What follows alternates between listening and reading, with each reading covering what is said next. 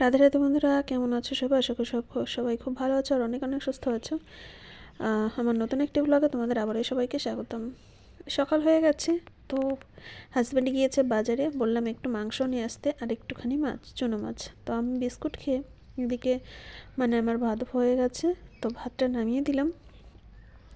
তারপর হচ্ছে নিয়ে এসছে চুনো মাছ। তা চুনো মাছটা করলাম হচ্ছে পুঁই শাকের বীজ দিয়ে, তারপর আলু দিয়ে চচ্চড়ি করেছি। আর এর মধ্যে দিয়েছিলাম একটুখানি পেঁয়াজ। তো আর করলাম হচ্ছে পেঁয়াজ কলি দিয়ে আলু দিয়ে চুনো মাছ দিয়ে করেছি রান্না। তো চলো তাহলে এবার খাওয়াটা সেরে নেওয়া যাক। একটু শরীরটা খারাপ ছিল, সেই জন্য রান্নার রেসিপিটা দেখাতে পারিনি। তখন খুবই খারাপ লাগছিল সেই জন্য। তো আমরা দুজন খেতে বসে পড়েছি। বাবা বাড়িতে নেই, সেই জন্য বাবাও একটু পরে বসবে খেতে। তার মাঝখানে মা আসবে আর বোন আসবে, সেই জন্য এবার দুপুরবেলায় মাংসটা রান্না একটু লেটে করেছি, যে খাবারটাকে খেয়ে নিই তারপর। কারণ হচ্ছে এদিকে তো একটু তাড়াতাড়ি খিদে পেয়ে যায়, যত তাড়াতাড়ি খাওয়া যায় ততই ভালো।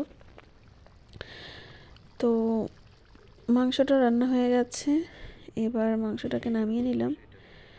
দেখো, আজকে ছোট ছোট আলুগুলো না রেখে দিয়েছি, গোটাটা রেখে দিয়েছি। ছোট ছোট আলু নিয়ে এসেছিলো, তো আমি ভাবলাম তাহলে আজকে ছোট আলু দিয়েই করবো, বড় আলু দেবো না, কাটাকাটি কোনো ইয়ে করবো না।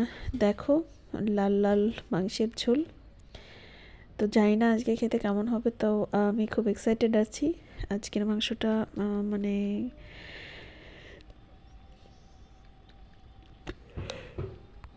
কেমন হবে সেই জন্য। তবে দেখতে তো মনে হচ্ছে বেশ ভালোই হয়েছে, জানি না খেতে কেমন টেস্ট হবে। তারপর মা আর বোন চলে এসেছিলো, এবার আমরা সবাই মিলে খেতে বসে পড়েছি। আমরা 5 জন, বাবা মা বোন আমি আমার হাজব্যান্ড। এবার দেখো, তারপর হচ্ছে আমার ননদ টুমকি, ও হচ্ছে পাঁপড় ভেজে দিয়েছিল। তারপর আমরা পাঁপড় নিয়েছিলাম, পাঁপড় দিয়ে সবার জন্যই। তারপর দেখো মাংসটা ধরেই নিয়ে চলে এসেছি, যে ঠিক আছে সবাই যখন একসঙ্গে বসে পড়েছি তাহলে এবার তার মাঝখানে তুলেও রেখেছিলাম, কারণ রাত্রিবেলা রুটি দিয়ে খাবো। যেহেতু দুপুরে রান্না করেছি, রাতে রুটি করলেই আমার হয়ে যাবে। এই দেখো,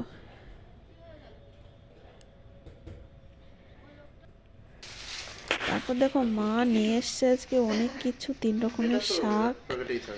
আমার হাজবেন্ডেরও একটু শরীর খারাপ, হাই প্রেশার হয়েছে হঠাৎ করে, তো সেই জন্য হচ্ছে কলার মোচা, কলার থোড়, তারপর